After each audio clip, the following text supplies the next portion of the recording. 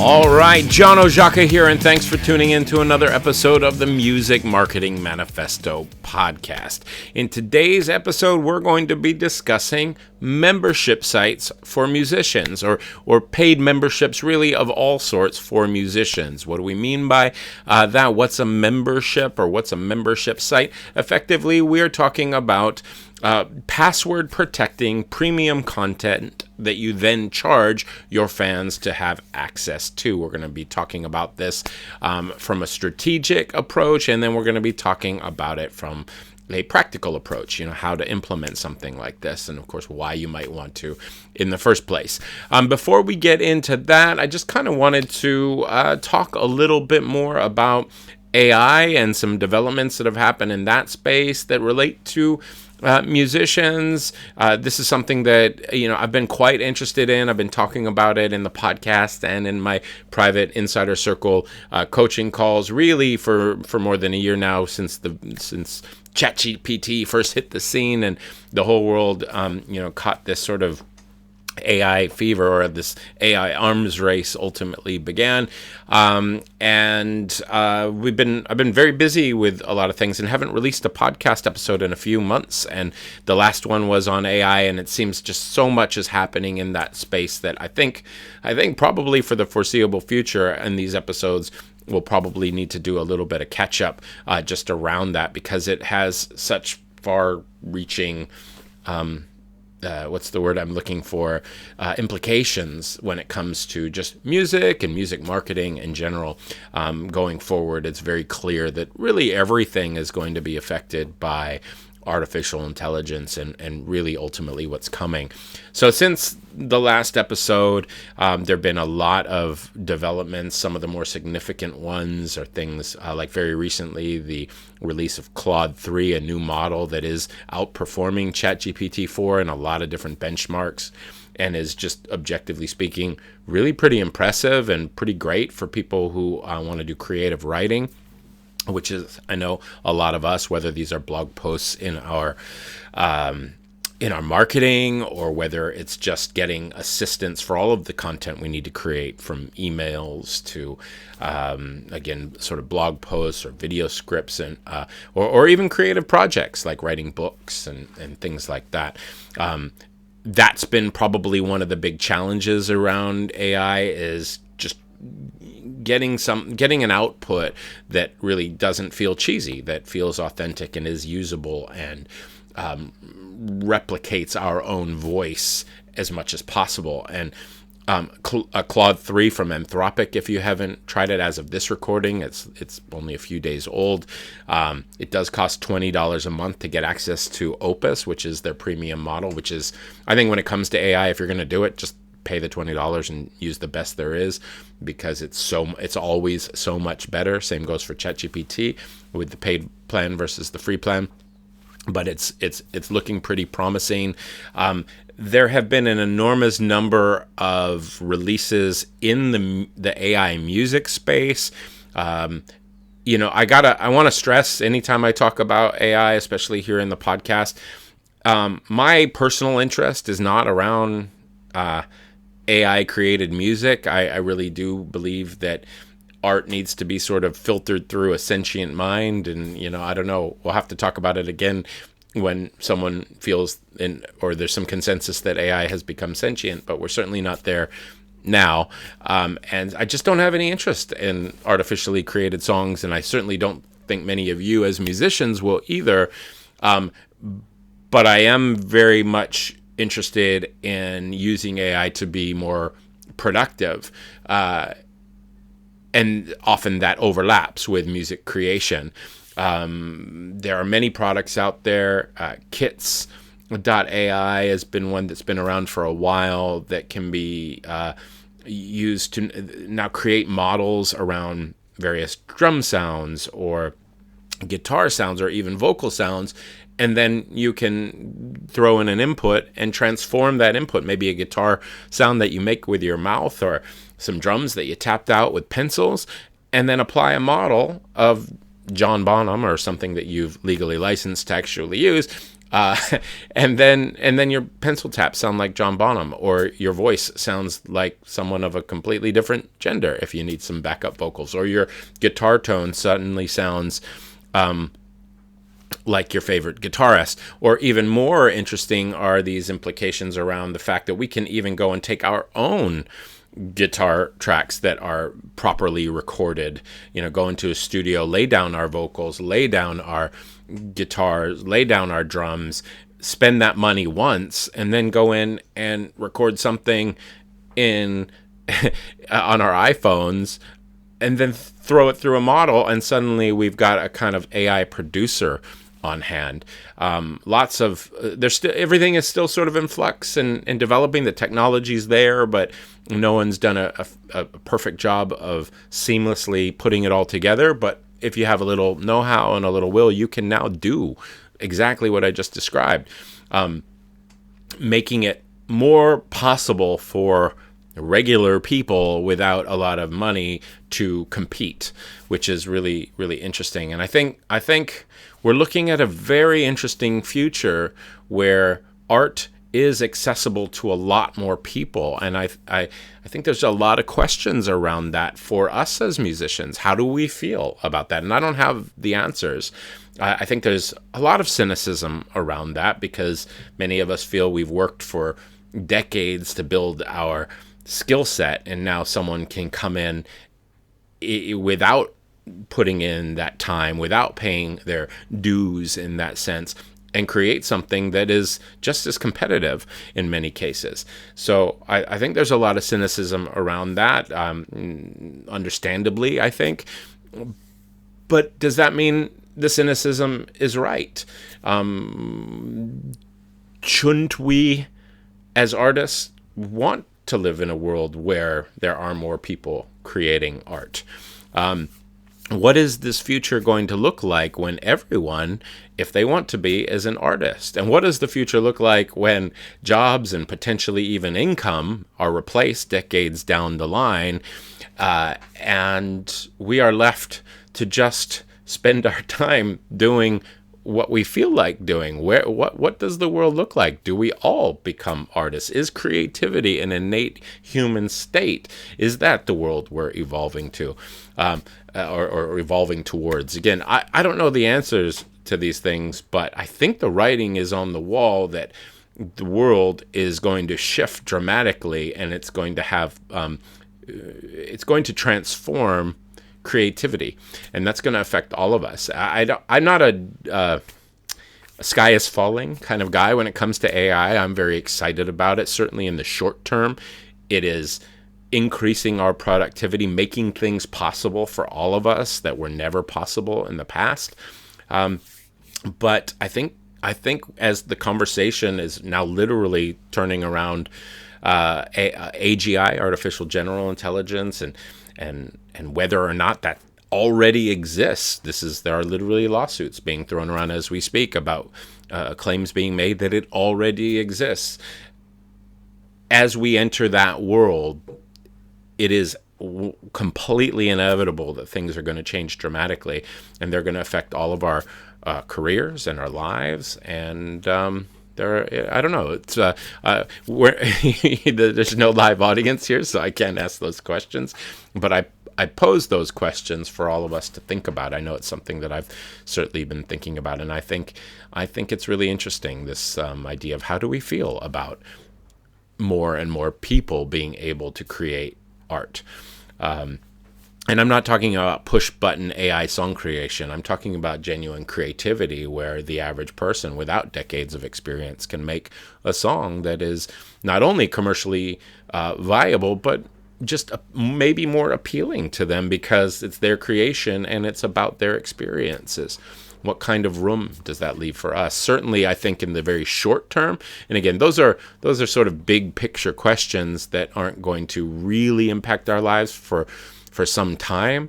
But in the short term, I think we're already seeing revenue loss and job loss. I don't have hard numbers on this, but I only know as a creator that I'm licensing less music for background music, utility music, music that is not so much something we're listening to as a fan as much as we are paying money for because we need it as part of our jobs, our creative jobs.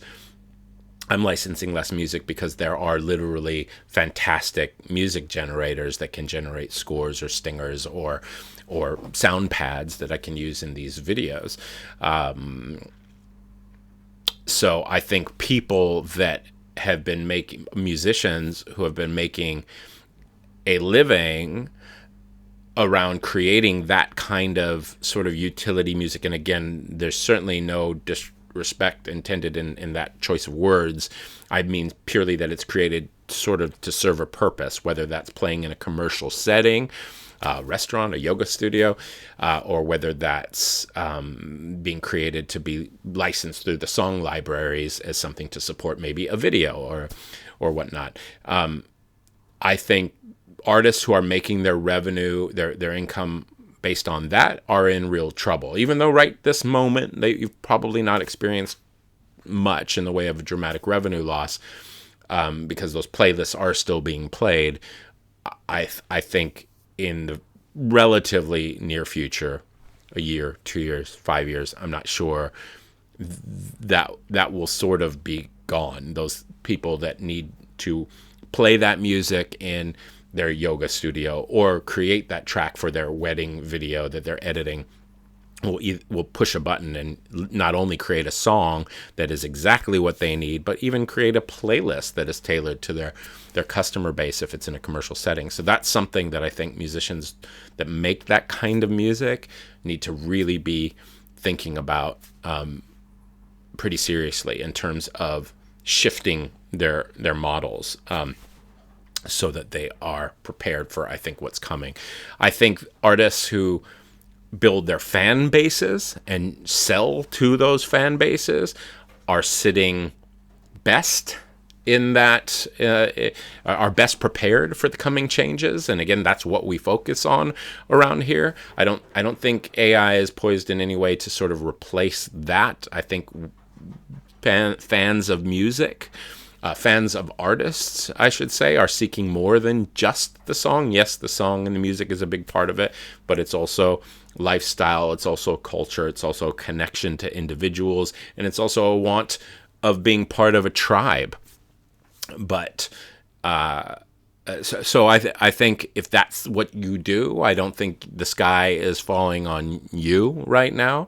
But if that's not what you do, then that might be something you want to think about developing, because I think that's what it may take. There's also, of course, probably one of the last places to be touched by AI and all that is inevitably coming is live music. And that's, I think, where we may see more and more focus sort of going from fans. And I think we already see that for reasons even beyond AI, just the disposableness of the internet. Over the last decade or two, there's a real want to have that authentic experience in a live setting, and I don't know that there's ever a world where AI will be better at that than human beings are. So I think that's another area for serious musicians who want to make their life in music, is making sure that they develop those skills, because I think the internet and Pro Tools and the ease of creating music has pulled more of that out of people's business models. There's a lot more create a track, 3 days later it's up on Spotify, and you're playing social media and algorithmic tricks to drive those numbers up.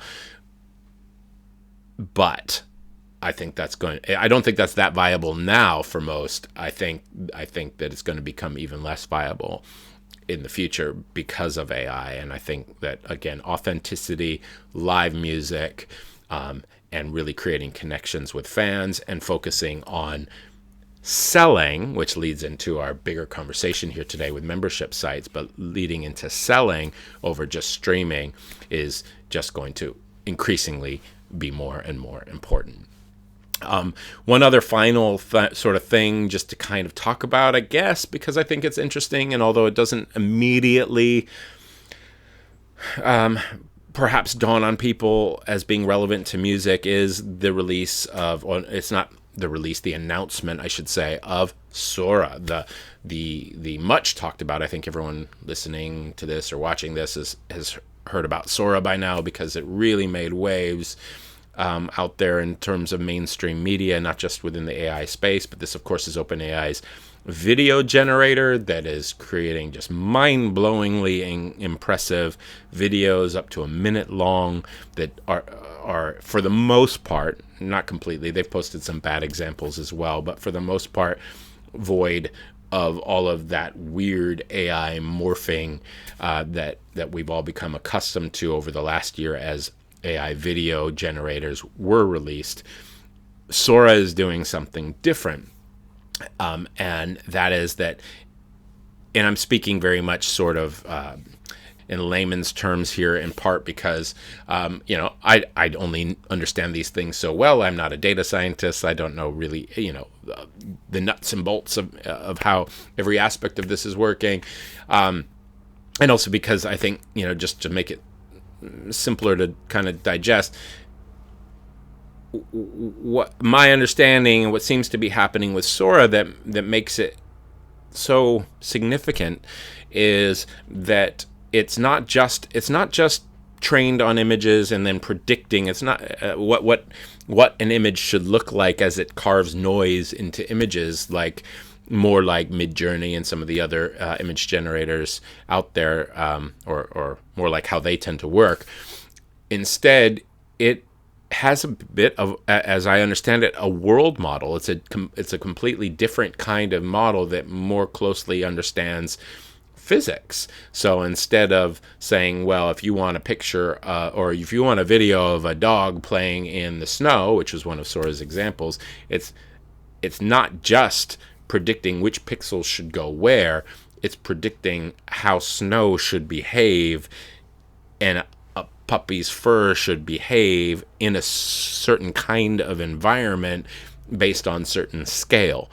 And that's kind of mind-blowing, because as we have language models already able to do such an incredible job of communicating and solving problems and expressing everything from emotions to logic to solutions, now we have models that understand how the world, kind of, for lack of a better word, around them behaves.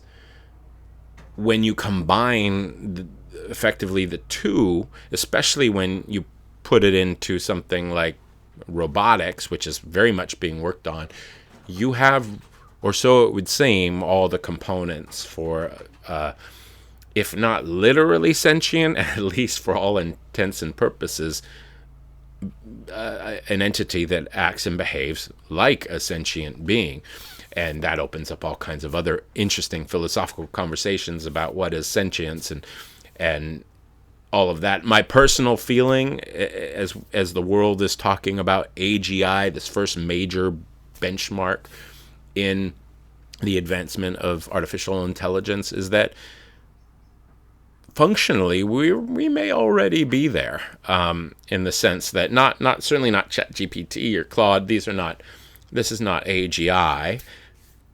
But algorithmically speaking, it might be all that is required for AGI when you add memory and a world model to the language model and the necessary compute to make everything work together.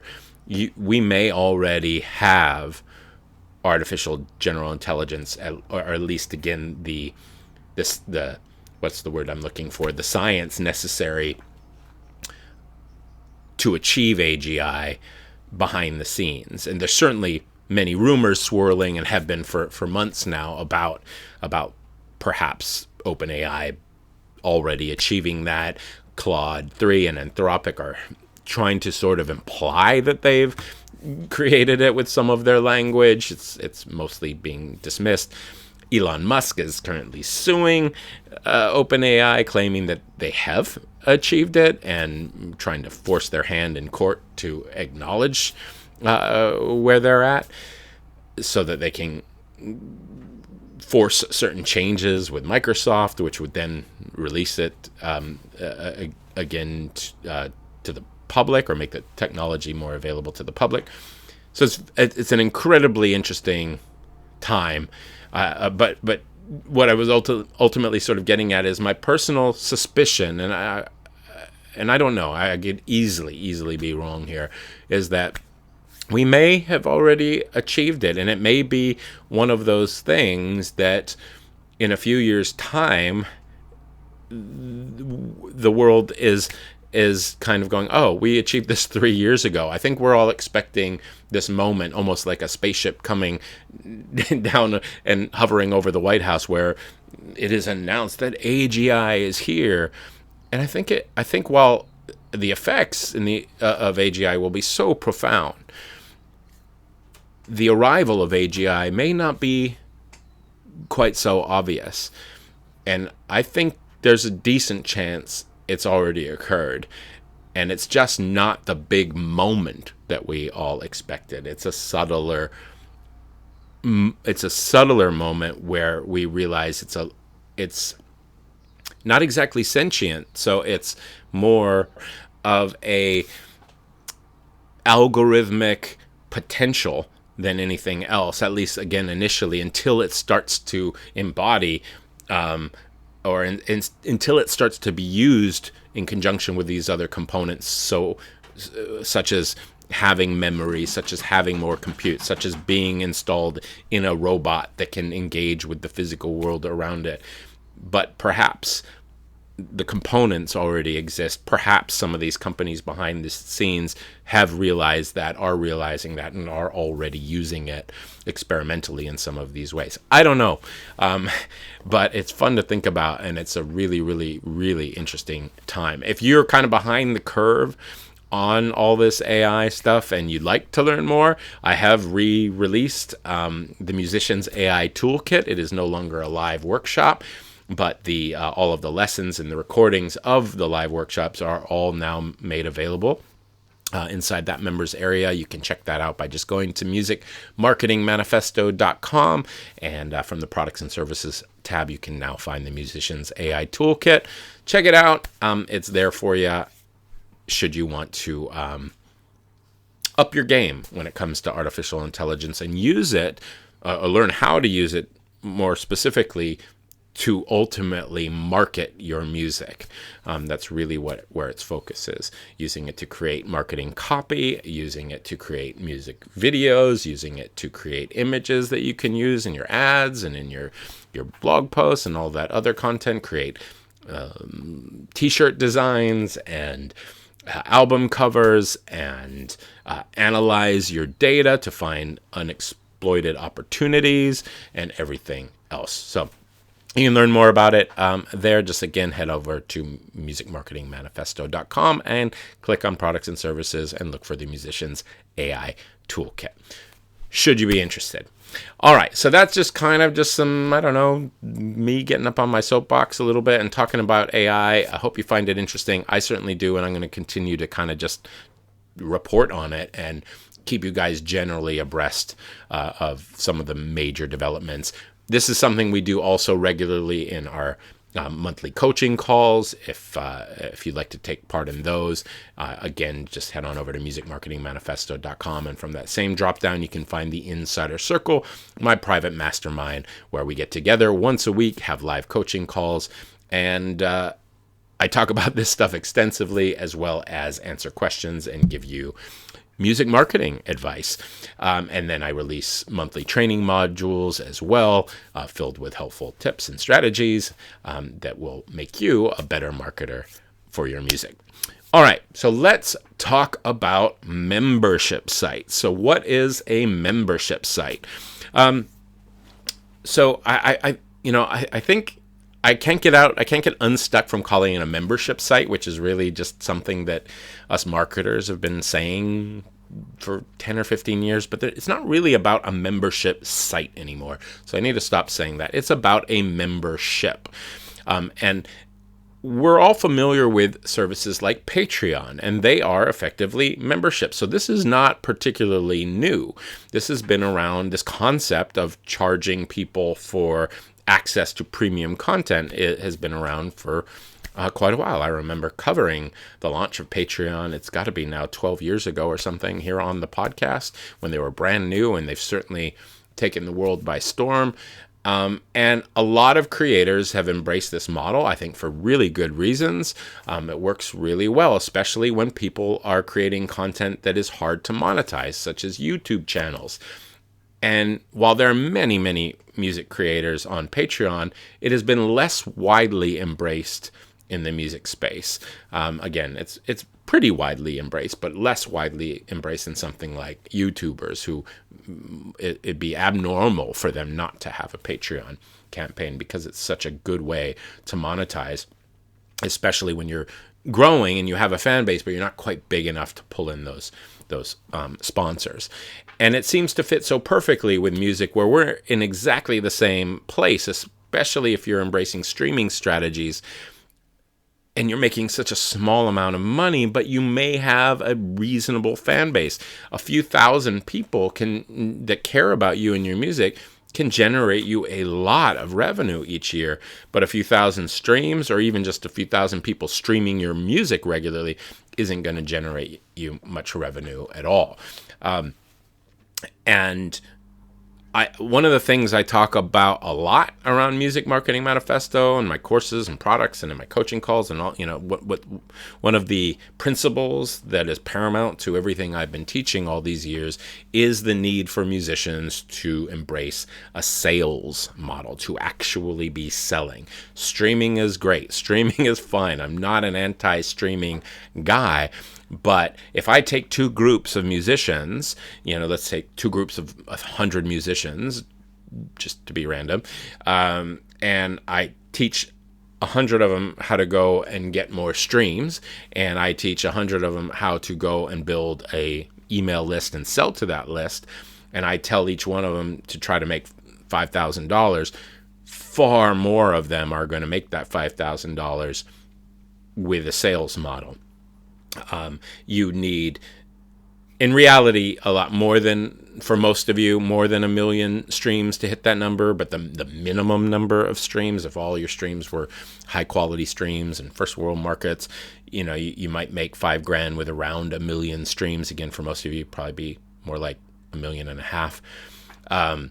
And many artists are just never going to hit those numbers. Many good artists are never going to hit those numbers. Some will, but many won't. Certainly with any amount of repeatability and within a short amount of time. Whereas an artist who has embraced a streaming model and is, say, selling even an album at $15 a pop, only needs to sell 350 copies. And there's no artist out there, even the worst artists out there, can sell 350 copies.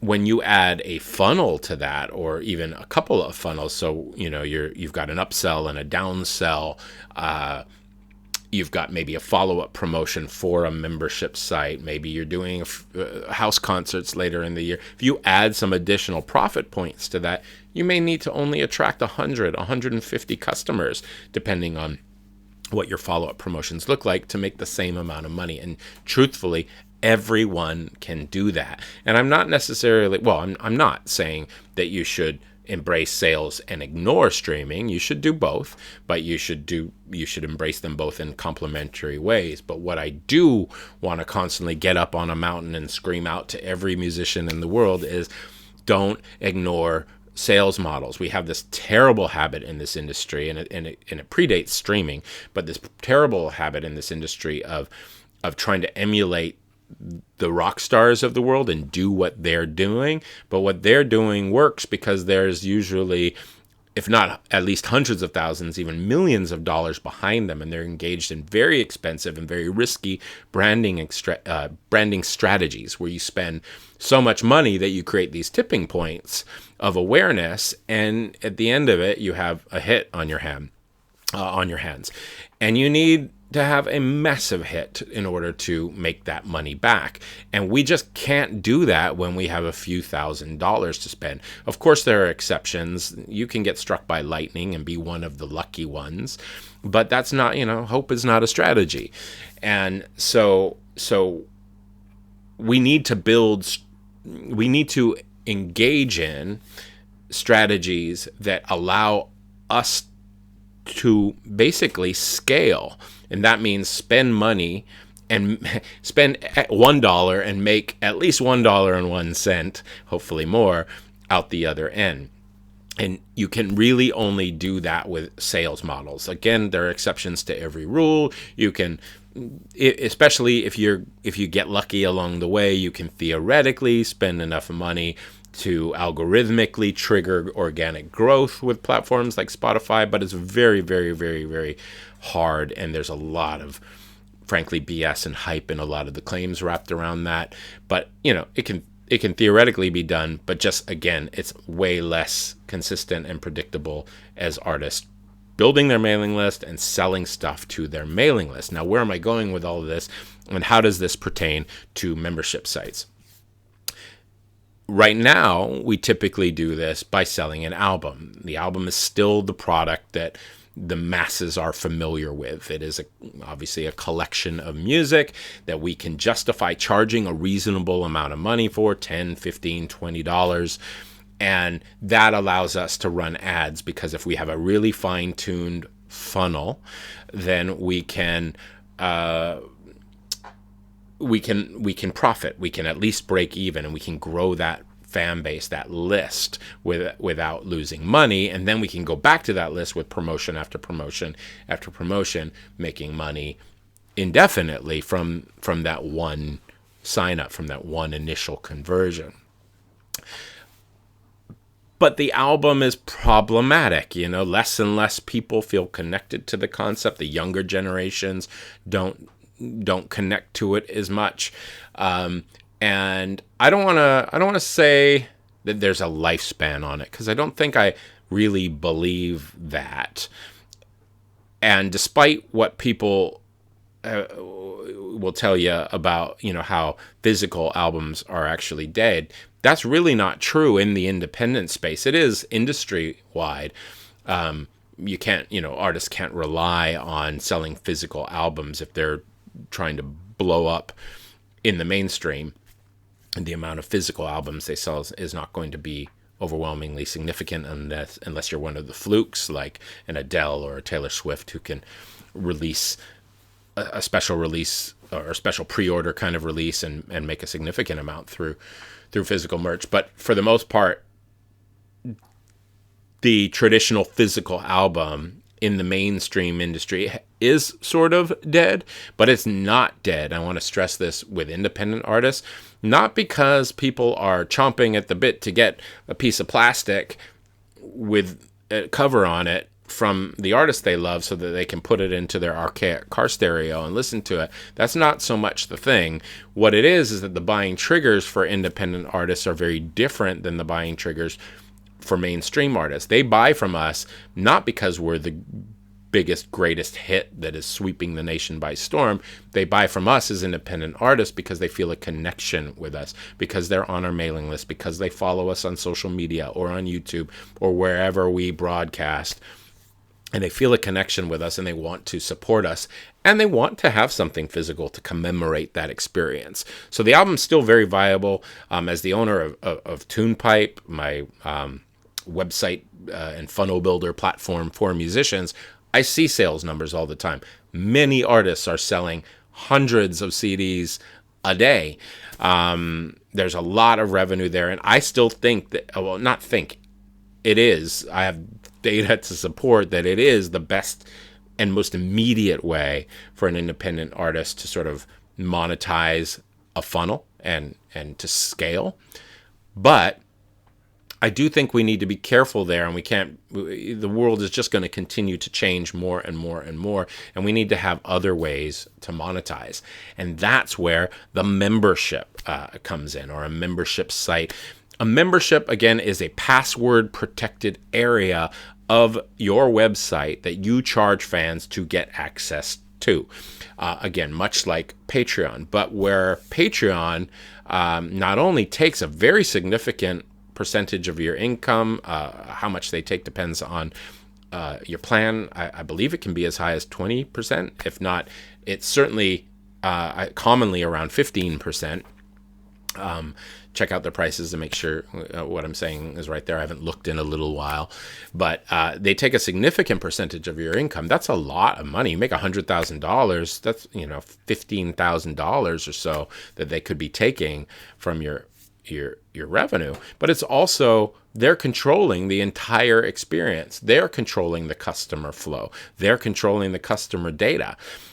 They're controlling the brand. And then there are distractions on the platform where they've got millions of other users that your customers can become distracted by or engage with, which could cut into their engagement and their spending with you. So there are drawbacks. The big pro is that it's sort of easy and people are familiar with it, but we can do the same thing on our own platforms very, very easily, where we password protect either an entire site or an area of our site, which would be more common, and create our own brand, our own portal, our own world. We control the customer data. We control the customer experience, so we can present them with upsells and downsells and tag them and create automations to follow up with them and all of those things in a much more precise way than we can when working with a third-party platform. And more importantly, we get to keep all of the money, with the exception of whatever processor we're using that is inevitably going to take a percentage of your fees, usually around 3%. But that's a heck of a lot better than, those bigger numbers I was citing, like 15% or more in some instances. So there are a lot of advantages to setting all of this up yourself. And while this is still somewhat anecdotal, I don't have hard case studies on this because they're sort of just difficult to do. People tend to be a customer of one or the other. I just don't. I have only a few reports from customers who have switched over to TunePipe and set up their own membership sites that they're actually converting better than they were with Patreon. So again, that's anecdotal. I can't categorically say that, this is always the case, but it appears to be. So that was my concern initially, is that the brand awareness around Patreon might lead to greater conversions, but it doesn't appear to be the case. Again, anecdotally. But the way this works, and again, there are many different platforms that allow some version of this. Some are simpler paywalls. Some are complete password protected members areas. As I mentioned earlier, I launched a platform a couple of years ago called TunePipe. TunePipe is a advanced website and funnel builder and email marketing tool and music store creator, and a bunch of other things, split testing tool, and on, specifically designed for musicians. It's where most of my attention has shifted over the last few years, is really building out that platform and providing what I believe is the best solution out there for musicians who want a web presence. But one of the features that I didn't mention within TunePipe is the membership creator. And it's really simple to create within TunePipe. Again, TunePipe is not the only way to do this. You can even create this with an old-fashioned HTML site or a WordPress site. It's just, depending on the platform, it might be easier or more difficult or more expensive. With WordPress, there are various plugins. There are some free ones, but inevitably you end up needing to upgrade to get the features that you want, in my opinion. And they can easily cost a few $100s a year, whereas it just comes with TunePipe, which starts at $20 a month, and you get all that other stuff that I mentioned as well. But the way it would work, and again, I'm going to try to be speaking a little more broadly here, but I do want to illustrate one setup flow, is that you would simply go in and create a membership group. And you could have multiple tiers. You can have a silver, or a bronze, silver, gold, or any number of tiers really, and call them anything that you want, or just one tier. and you create a membership group around that, give it a name. So for example, it could be John Ojaca's Backstage Pass, for example. And then I can go and create pages. And when I create the page, it's as simple as selecting who has access to that page. Is this a public page, a password protected page, or a membership page? If I select membership page, then I select the group. So again, if it's a particular tier that has access to it, I can tick that.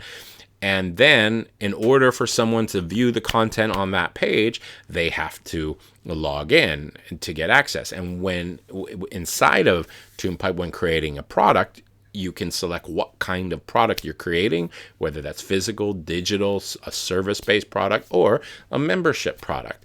And same thing, when you create that product, by assigning a membership group, that customer will be asked to create a password when they purchase.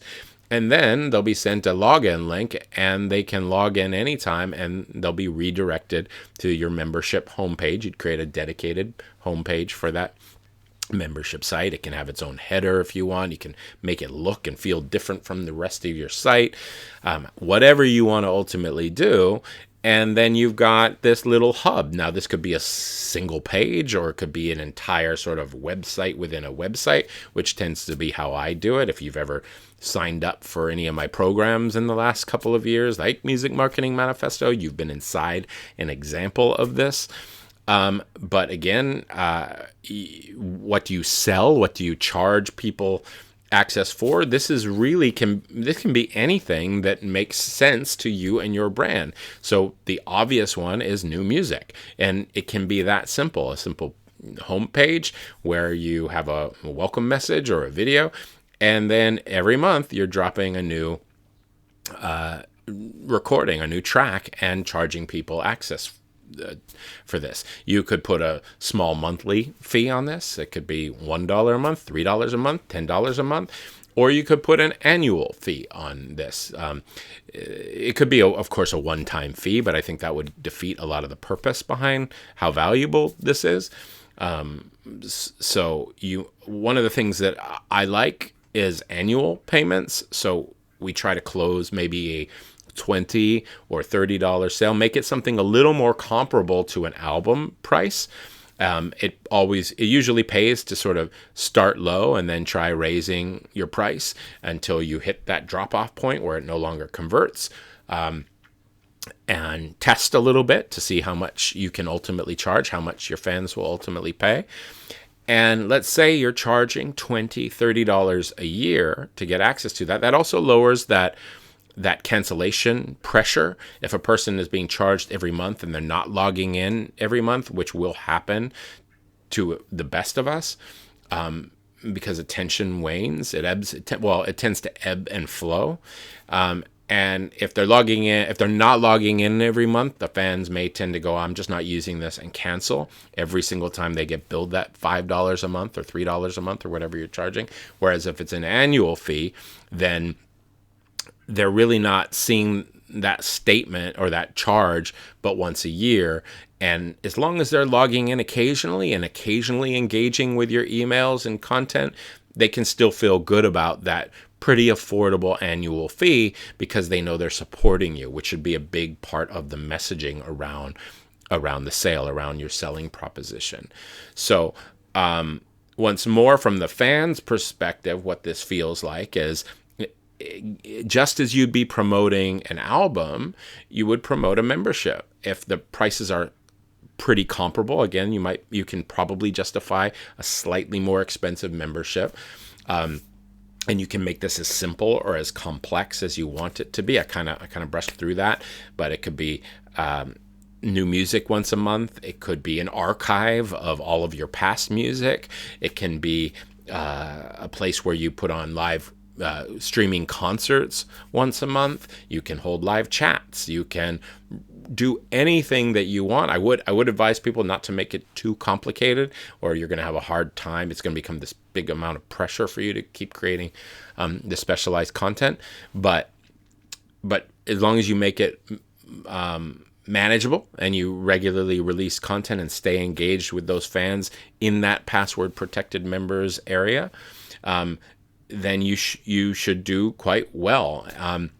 And I'm seeing many artists coming through TunePipe that are doing well with these membership models. So again, what would that look like from a fan's perspective? Just as you promote an album on social media and in your email list, you're taking people to a sales page. But instead of selling an album, which is still very viable, but instead of just selling that album, you're explaining to people that you're making your music available in a different way.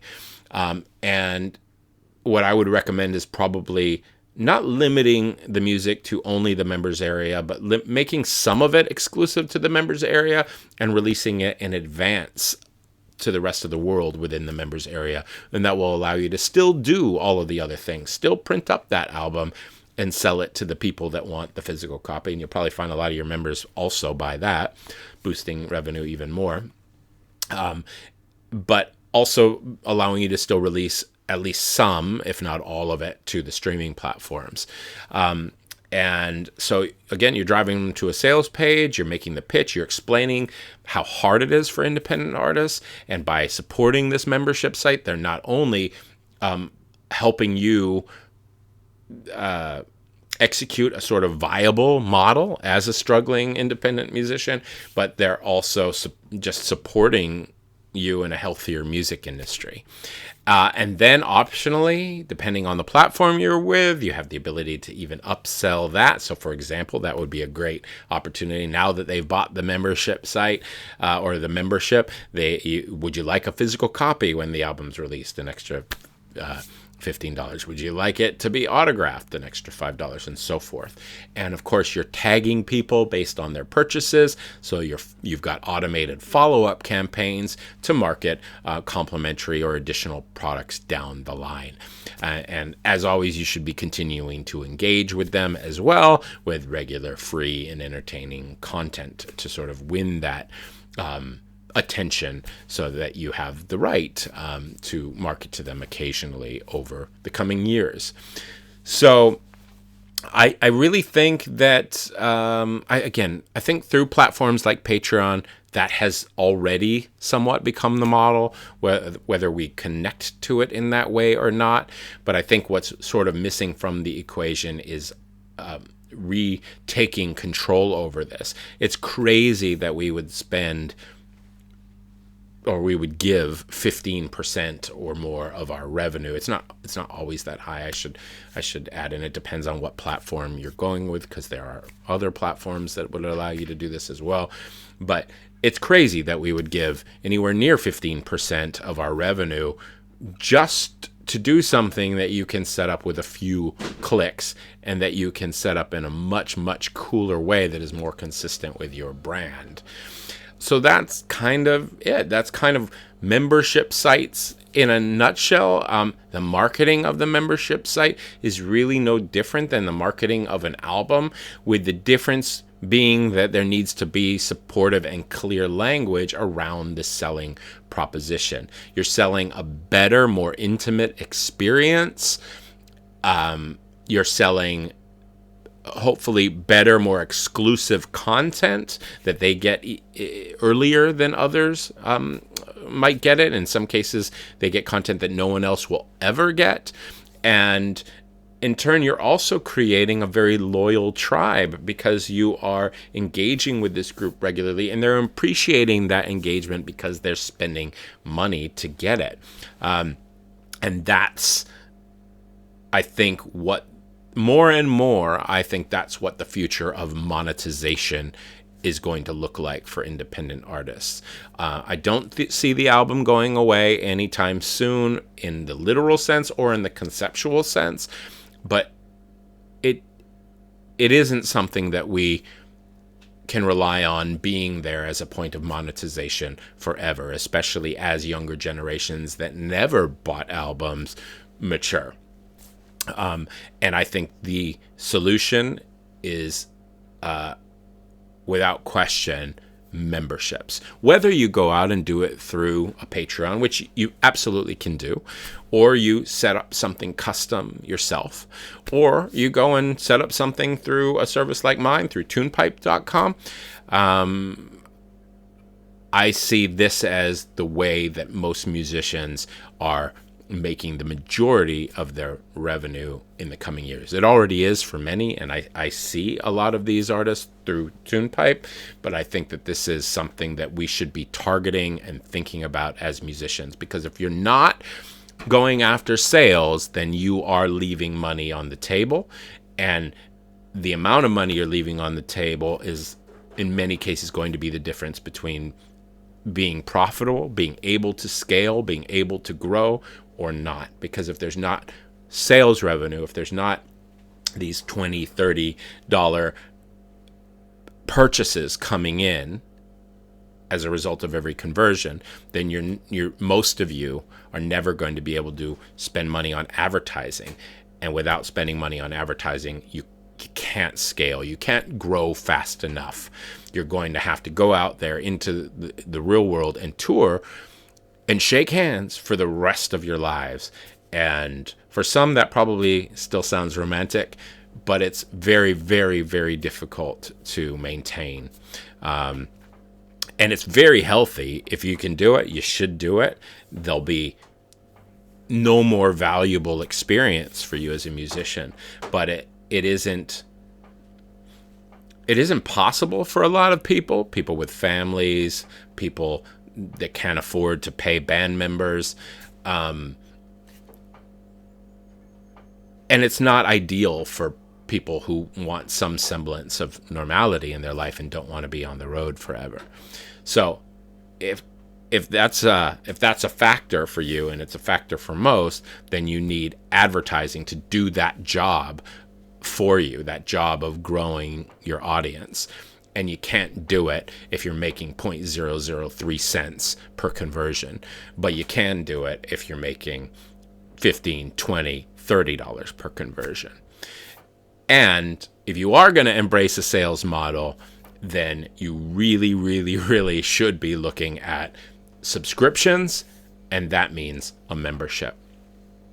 So that's my 2 cents about membership sites. Food for thought. If you ever have any questions about this, leave a comment below this video. If you're watching it somewhere, get in touch at musicmarketingmanifesto.com. Shoot me an email if you're listening to this somewhere.